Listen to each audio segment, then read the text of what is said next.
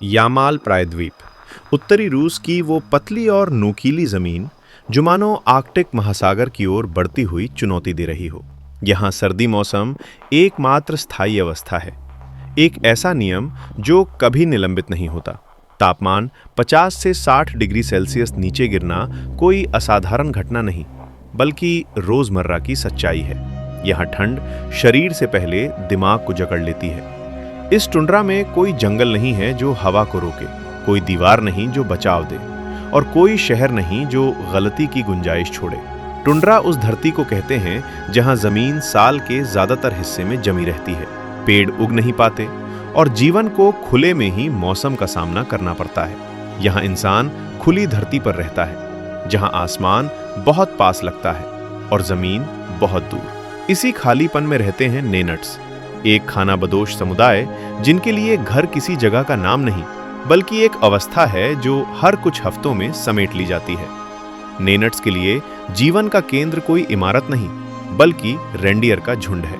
ये झुंड ही उनका भोजन है, कपड़ा है, यात्रा है और भविष्य भी। अगर झुंड सुरक्षित है तो जीवन चल रहा है, अगर झुंड कमजोर पड़ता है तो खतरा सिर्फ जानवरों पर नहीं पूरे समुदाय पर मंडराने लगता है। यहाँ एक जानवर की थकान भी चेतावनी होती है और एक गलत निर्णय पूरे खानदान को खत्म कर सकता है। जैसे ही शरद ऋतु ढलती है, नेनट्स के भीतर एक अदृश्य घड़ी चलने लगती है। ये घड़ी समय नहीं, हालात मापती है। हवा का रुख, बर्फ की परत, रेंडियर के खुरों की चाल, सब कुछ मिलकर तय करता है कि कब आगे बढ़ना है। उत्तर से दक्षिण की ये यात्रा कोई परंपरा नहीं बल्कि रणनीति है। ये उस ठंड से बचने की कोशिश है जो धीरे धीरे हर जीव की सीमा को तोड़ देती है। इस प्रवास में कुछ भी स्थिर नहीं होता। तंबू लगाए जाते हैं, फिर उतारे जाते हैं। हर बार वही लकड़ी के खंभे, वही रेंडियर की खालें, वही रस्सियां, लेकिन जमीन हर बार अलग होती है। तंबू का शंकु आकार यूं ही नहीं है, ये हवा को फिसल जाने देता है, बर्फ को टिकने नहीं देता। भीतर एक छोटा सा चूल्हा जलता है और वही आग जीवन और मृत्यु के बीच की सबसे पतली रेखा बन जाती है। आग है तो भीतर 20 डिग्री तक गर्मी हो सकती है। आग बुझी तो मिनटों में सब कुछ जमने लगता है। ये गर्मी भरोसेमंद नहीं है। लकड़ी यहाँ दुर्लभ है, हर टहनी की कीमत है, हर चिंगारी की जिम्मेदारी। तेज हवा आग को बुझा सकती है और तब तंबू की खालें भी बेबस हो जाती हैं। इसी कारण आग को जिंदा रखना नेनट्स की दिनचर्या नहीं, उनकी चिंता है, वो भी लगातार बिना रुके। लेकिन असली खतरा तंबू के भीतर नहीं, बाहर है। जमी हुई नदियां जो कभी सुरक्षित रास्ते हुआ करती थीं, अब धोखा देने लगी हैं। मौसम बदल रहा है और इसके साथ बर्फ का स्वभाव भी। कहीं परत मोटी है, कहीं जानलेवा पतली। एक कदम गलत पड़ा तो इंसान और रेंडियर दोनों बर्फ के नीचे गहरे पानी में समा सकते हैं। ऐसे पानी में जहां शरीर की गर्मी कुछ ही मिनटों में खत्म हो जाती है। इसीलिए नदी पार करने का काम अक्सर रात में किया जाता है, एकदम गुप्त अंधेरे में, जब तापमान और गिर जाता है, ताकि बर्फ ज्यादा सख्त हो। ये सुनने में उल्टा लगता है, ज्यादा ठंड, ज्यादा सुरक्षा। लेकिन टुंड्रा के नियम ऐसे ही हैं। यहाँ तर्क किताबों से नहीं, अनुभव से निकलता है। पीढ़ियों का अनुभव जो हवा की आवाज और बर्फ की खामोशी पढ़ना सिखाता है। इस यात्रा में न जल्दी चलना सुरक्षित है, न देर करना।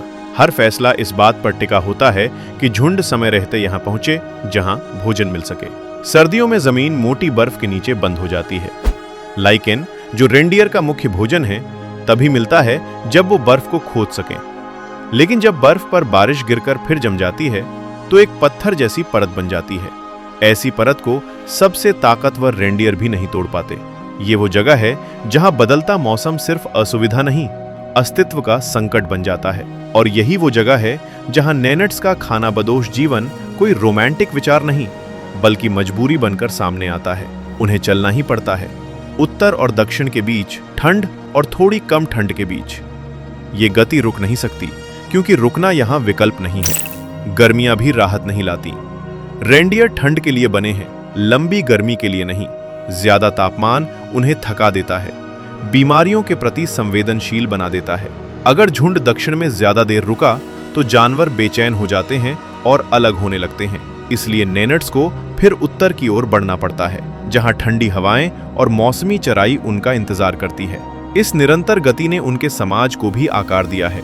नेनट्स बड़े गांवों में नहीं रहते, वो छोटे छोटे पारिवारिक समूहों में बटे होते हैं, जिनके बीच किलोमीटरों की दूरी हो सकती है। ये दूरी अलगाव नहीं, बल्कि जरूरत है। टुंड्रा के संसाधन इतने नहीं कि सब एक जगह टिक सकें।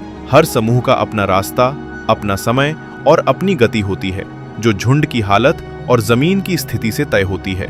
हर समूह में एक नेता होता है, अक्सर कोई बुजुर्ग जिसकी ताकत उसकी उम्र नहीं, उसका अनुभव होता है। उसके फैसले लिखे नहीं जाते, लेकिन सवाल भी नहीं किए जाते, क्योंकि यहाँ अधिकार शब्दों से नहीं, जीवित रहने से मिलता है।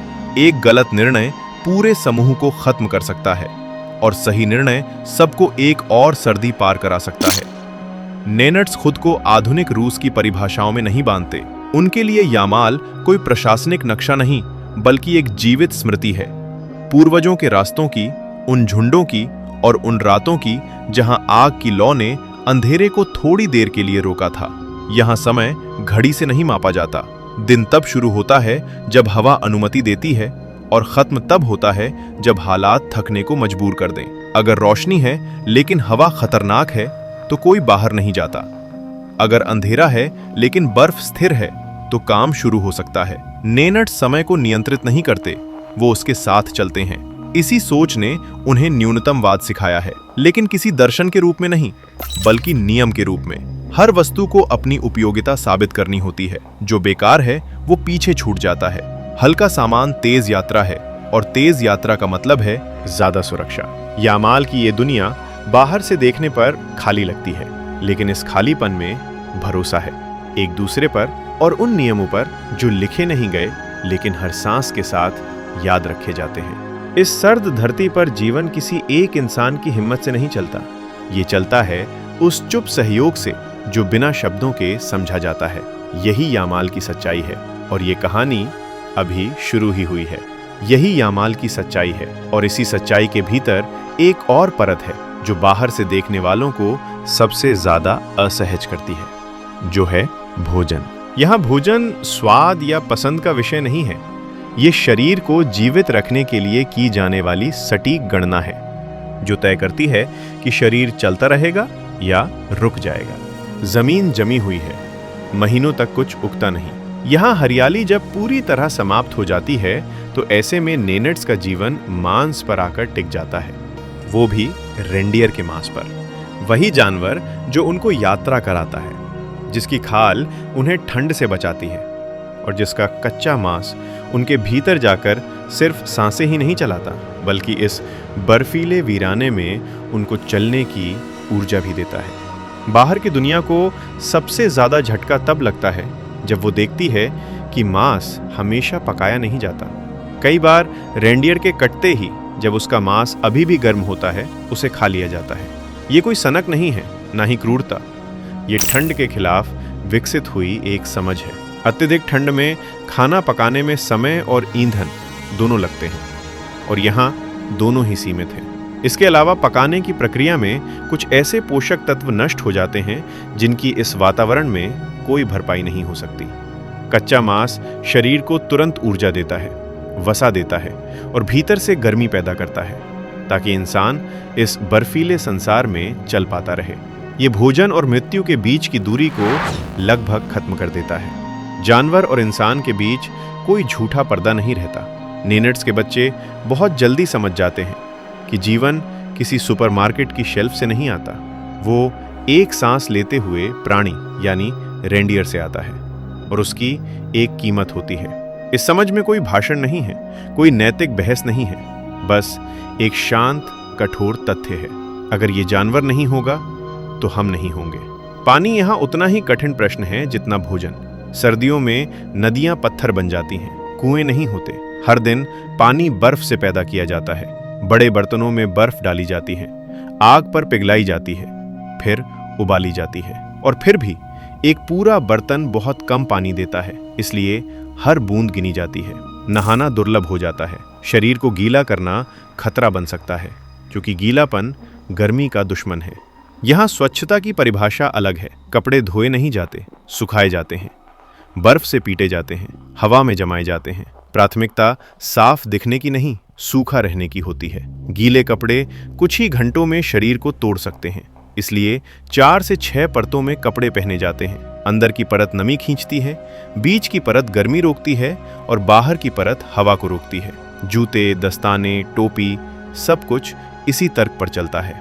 रात यहाँ आराम नहीं देती, नींद भी एक तरह की ड्यूटी बन जाती है। तंबू के भीतर सब लोग आग के पास सिमटते हैं, बुजुर्ग और बच्चे सबसे करीब, क्योंकि उनकी गर्मी सबसे जल्दी जाती है। महिलाएं अक्सर हल्की नींद लेती हैं। आग की हर हल्की सी कमजोरी को सबसे पहले वही महसूस करती हैं। अगर आग बुझ जाए तो भीतर का तापमान बहुत जल्दी शून्य से नीचे चला जाता है। इसलिए यहाँ जूते पहनकर सोना अजीब नहीं, अनिवार्य है। पैर ठंडे पड़े तो पूरा शरीर हार मानने लगता है। तूफानों की रातें और भी कठोर होती हैं। हवा तंबू को झकझोरती है, बर्फ छोटे छोटे सुराखों से भीतर घुसाती है। ऐसी रातों में लोग पूरी तरह कपड़े पहनकर सोते हैं, ताकि अगर अचानक बाहर निकलना पड़े तो तैयार रहें। यहाँ नींद बेहोशी नहीं है, ये सतर्कता के साथ किया गया समझौता है। इस जीवन की धुरी अक्सर महिलाओं के इर्द गिर्द घूमती है, भले ही बाहर से वो दिखाई न दे। सुबह सबसे पहले वही उठती हैं, आग को फिर से जिंदा करती हैं। खाना बनाना, बच्चों को संभालना, खालें सिलना, कपड़ों की मरम्मत, ये सब घरेलू काम नहीं है। यहाँ ये जीवन रक्षक प्रक्रियाएं हैं। अगर सिलाई में एक छोटा सा छेद रह गया तो वही छेद तेज हवा में मौत का रास्ता बन सकता है। प्रवास के समय पुरुष रेंडियरों और स्लेज को तैयार करते हैं। स्लेज बर्फीले इलाकों में चलने वाली बिना पहियों की गाड़ी होती है, जिसे रेंडियर खींचते हैं और सामान ले जाने में इस्तेमाल किया जाता है। महिलाएं तंबू समेटती हैं। हर रस्सी, हर खाल, हर बर्तन को ठीक उसी जगह रखना होता है जहां उसका संतुलन बना रहे। एक गलत वजन, एक गलत गांठ या एक छोटा सा गलत काम और यात्रा धीमी या खतरनाक हो सकती है। निर्णय भले पुरुष लें, लेकिन उन निर्णयों को संभव बनाने का भार महिलाओं पर होता है। नेनट्स खानाबदोश जनजाति में महिलाएं अक्सर रात के समय पुरुषों को अपने साथ रहने के लिए आमंत्रित करती हैं। इसका उद्देश्य ठंड से बचाव करना और आपसी संबंधों के माध्यम से जनजाति की निरंतरता बनाए रखना होता है। यहाँ बच्चे इसी माहौल में बड़े होते हैं। स्कूल की घंटी नहीं, कोई अलार्म नहीं, बल्कि हवा की आवाज उनके दिन की शुरुआत तय करती है। छोटी उम्र से ही वो सीखते हैं कि बर्फ को कैसे पढ़ना है और जानवरों को कैसे समझना है। खेल भी कठोर होता है, बर्फ पर दौड़ना, गिरना, फिर उठना। शरीर ठंड के साथ समझौता करना सीख लेता है, लेकिन एक मोड़ आता है। जब नेनट्स बच्चों की उम्र 6-7 साल की होती है तो हेलीकॉप्टर आता है और उन्हें बोर्डिंग स्कूल ले जाता है। वहाँ कमरे गर्म होते हैं, सब कुछ तय समय पर होता है और भाषा भी बदल जाती है। बच्चे पढ़ना लिखना सीखते हैं, गणित सीखते हैं, लेकिन हवा पढ़ना या पतली बर्फ पहचानना नहीं सीख पाते। जब छुट्टियों में वो घर लौटते हैं तो कई बार तंबू की ठंड उन्हें अजनबी लगती है। माता पिता चुपचाप देखते रहते हैं। शिक्षा जरूरी है, लेकिन इस जीवन में उसकी कोई कीमत नहीं।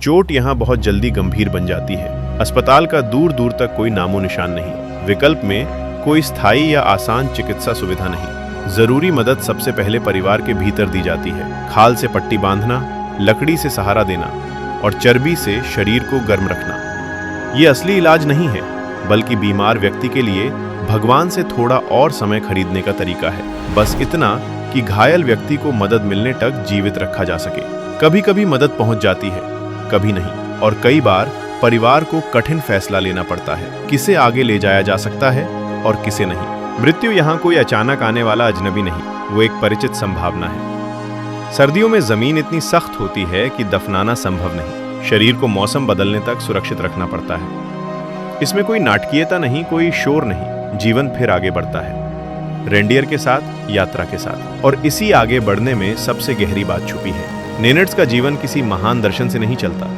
वो चलता है एक साधारण लेकिन कठोर स्वीकार्यता से कि इंसान प्रकृति का मालिक नहीं, उसका मेहमान है और मेहमान को नियम मानने पड़ते हैं। शायद इसीलिए उनकी दुनिया हमें परेशान करती है, क्योंकि वहाँ हर चीज का हिसाब है, भोजन का, गर्मी का, समय का और जीवन का भी। कोई अतिरिक्त नहीं, कोई भ्रम नहीं, सिर्फ वही जो जरूरी है। अब सवाल ये नहीं है कि हम नेनट्स की तरह जी सकते हैं या नहीं। सवाल ये है कि हमारी अपनी जिंदगी में कितना कुछ है जो सिर्फ सुविधा है और कितना कुछ सच में आवश्यक। अगर कल सब छिन जाए, जैसे सड़कें, दुकानें, मोबाइल, बिजली और आराम, तो क्या हमें पता होगा कि जीने के लिए क्या बचाना है और क्या नहीं? इस सवाल पर चुप मत रहिए, नीचे लिखिए, क्योंकि आपका जवाब शायद ये बताए कि आप कितने तैयार हैं और कितने आश्रित। जाने से पहले वीडियो को शेयर और लाइक करें और अंत में फैक्टॉइड फैक्ट्स को सब्सक्राइब करके बेल नोटिफिकेशन को भी ऑल पर सेट कर लें। धन्यवाद।